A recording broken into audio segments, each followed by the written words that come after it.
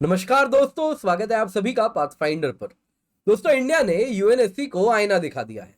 India ने UNSC को आईना दिखाते हुए साफ साफ कहा है, ये एक ऐसी संस्था है जहां पर केवल 5 देश, जिनको P5 पावर्स कहा जाता है, इन्होंने जो रूल्स बनाया है वो बाकी के 188 देशों पर उनको थोपा जाता है। और ये 5 देशों के पास इस प्रकार का रूल बनाने का जो अधिकार आया है वो एक बहुत ही एनाक्रोनिस्टिक सोच का नतीजा है, यानी कि बहुत ही ज्यादा अगर आप देखें तो ये रूढ़िवादी सोच का नतीजा है। दोस्तों, यहां पर इंडिया ने इसको एक्सपोज किया है, साफ साफ कहा है यदि ऐसे ही चलता रहा तो आने वाले दिनों में यूएन पर कोई भरोसा भी नहीं कर पाएगा।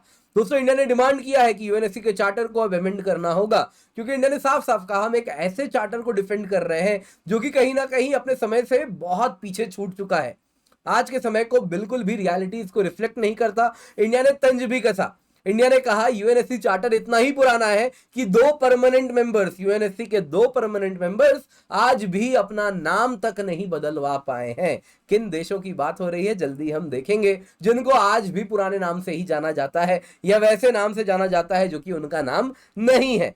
तो आइए आज की क्लास से इसके साथ स्टार्ट करते हैं। आप देख सकते हैं इसको काफी ज्यादा न्यूज में कवर किया जा रहा है, पर इससे पहले आगे बढ़े आपको बताना चाहूंगा समुद्र मंथन फ्री मॉक टेस्ट है दोस्तों, जो कि 30 अप्रैल को होने वाला है, इसी संडे को होने वाला है।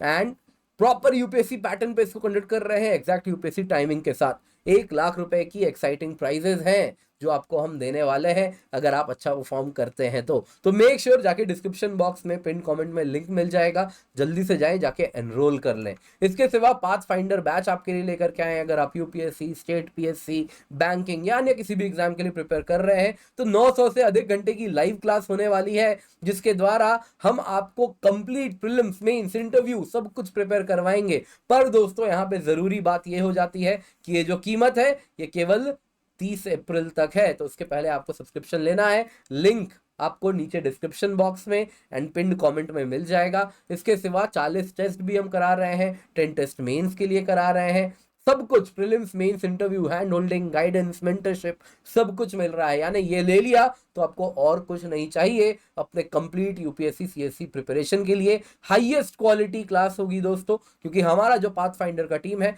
वही आपको पढ़ाने वाला है। कमेंट भी आ रहे थे, महिपाल सर क्या पढ़ाएंगे? हिस्ट्री पढ़ाएंगे, पूछने वाली बात थोड़ी ही है।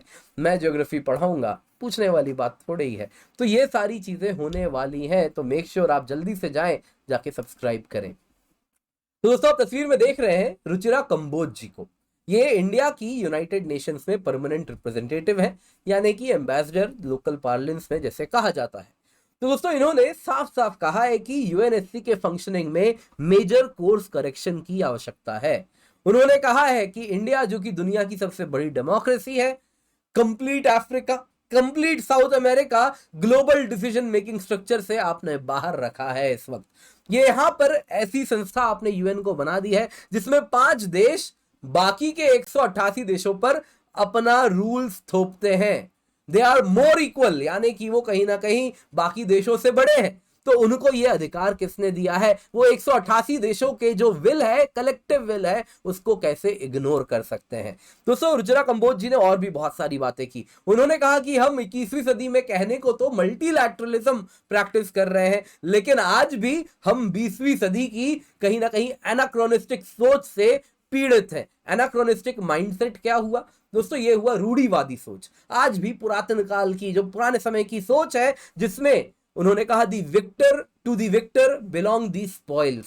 क्या मतलब हुआ इसका? इसका मतलब हुआ, विक्टर का मतलब विजेता, स्पॉइल्स यानी जंग के बाद जो रिवॉर्ड मिलता है ना, दूसरे देश को लूटते हैं, खसोटते हैं, जैसा फर्स्ट वर्ल्ड वॉर के बाद जर्मनी को किया था इन्होंने, अलाइड पावर्स ने, दैट वाज दी स्पॉइल्स, है ना। लोरेन, एल्सेस लोरेन और ये सारा जो माइंस वगैरह पे कब्जा कर लिया था, दैट वाज दी स्पॉइल्स। तो विक्टर के पास जाता है स्पॉइल, जो विजेता होता है वो जंग से मिलने वाले सभी जो भी बेनिफिट्स है उसको उसको उपयोग करता है। उसको उन्होंने कहा कि ये सोच कहीं ना कहीं आज के रियलिटी को रिफ्लेक्ट नहीं करती, और इन्होंने इस पे भी तंज कसा। उन्होंने कहा कि to the victor belong the spoils, और ये भी आज आपको जो प्रिविलेज मिला हुआ है कि आप यूएनएससी में परमानेंट मेंबर हैं, क्योंकि आप उन देशों में हैं जो कि सेकेंड वर्ल्ड वॉर जीते थे। लेकिन आपको ये वॉर जीते 3 जनरेशन हो गया, तब से अब तक रियलिटी पूरे तरीके से बदल चुकी है। आज के वक्त में अगर आप देखें जो रियलिटी है उसमें कहीं ना कहीं इंडिया का जो रोल है, जो जर्मनी का रोल है, जापान का रोल है, ब्राजील का रोल है, वो बहुत बड़ा हो चुका है। तो इस ग्राउंड रियलिटी को आज यूएन रिफ्लेक्ट नहीं करता, नतीजन लोग इस पर से अपना भरोसा खोते जा रहे हैं। उन्होंने कहा, पिछले सितंबर में ही आप देखें तो 70 वर्ल्ड लीडर्स ने कहा कि यूएन को रिफॉर्म कीजिए।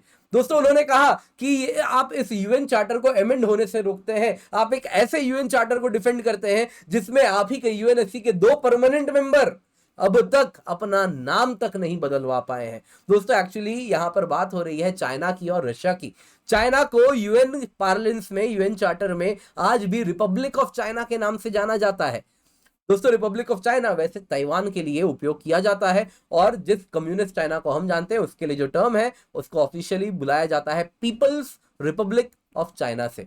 वहीं रशिया को आज भी यूएन में, यूएन चार्टर में नोमेनक्लेचर उसके लिए यूएसएसआर है, union of Soviet socialist Republic. तो कहा, आप ऐसे चार्टर को डिफेंड कर रहे हैं जिसमें आप खुद परमानेंट मेंबर्स आज तक अपना नाम तक नहीं बदलवा पाए हैं। इसके सिवा दोस्तों, आज अगर हम देखें तो यूएनएससी में रिफॉर्म की आवश्यकता है। बहुत सारे इश्यूज हैं जो कि यूएनएससी से आज भी रिलेटेड है। सबसे पहले अगर आप देखें तो एडिक्वेट रिप्रेजेंटेशन नहीं है। अफ्रीका जिसमें 54 देश हैं, साउथ अमेरिका, उन सब से एक भी परमानेंट मेंबर यूएनएससी में नहीं है। Politically economically countries, G4 countries जिसमें इंडिया है, जर्मनी है, ब्राजील है एंड जापान है, तो ये G4 कंट्रीज अगर आप देखें तो कहीं ना कहीं इसमें उनका कहीं भी रोल नहीं है, जबकि they are the economic powerhouse. आज की इकोनॉमी कहीं ना कहीं बहुत हद तक इनके हाथ में है, और साथ साथ ये जियोपॉलिटिकली भी अपने अपने रीजन्स में बहुत पावरफुल है। तो ये यूएनएससी के परमानेंट मेंबर्स के लिस्ट में नहीं है। मिसयूज होता है वीटो पावर का।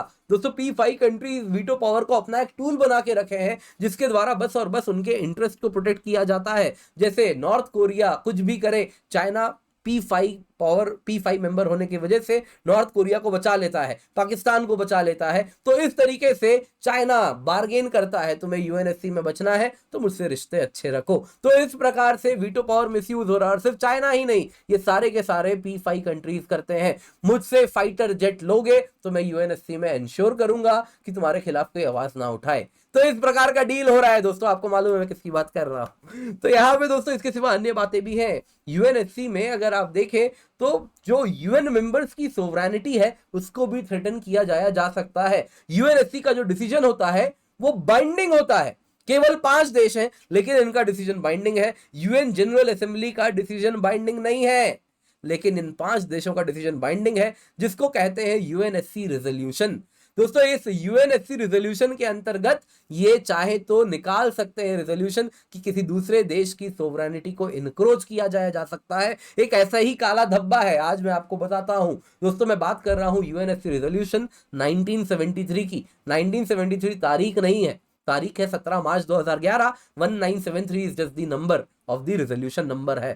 तो उसके अंतर्गत हुआ यूं था दोस्तों, बात हो रही है 2011 की, जब लिबिया में गद्दाफी का रूल हुआ करता था, और गद्दाफी रूल को वेस्टर्न पावर्स को करना था overturn, specially France and UK. ये 2 मेन पावर्स थे जो चाहते थे इसको हटाना। दोस्तों, यहां पर यूएनएससी रिजोल्यूशन आता है 1973 का, जिसमें यूएनएससी कहता है कि गद्दाफी के रिजीम यानी लिबिया के ऊपर नो फ्लाई जोन होगा।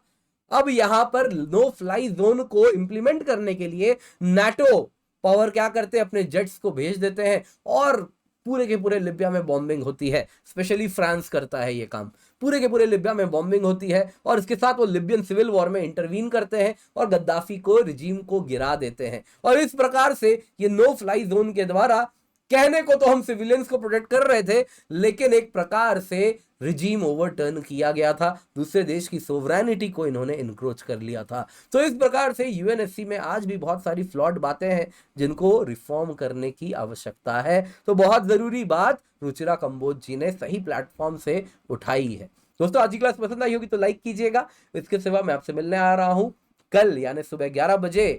कहां पे? अनअकैडमी स्टोर अहमदाबाद, जो कि एलडी इंजीनियरिंग कॉलेज के सामने है। तो जरूर मिलिएगा, आप सभी से मिलकर मुझे बहुत अच्छा लगेगा। नीचे एनरोल कर सकते हैं और ये नंबर है, इस पर भी आप संपर्क कर सकते हैं।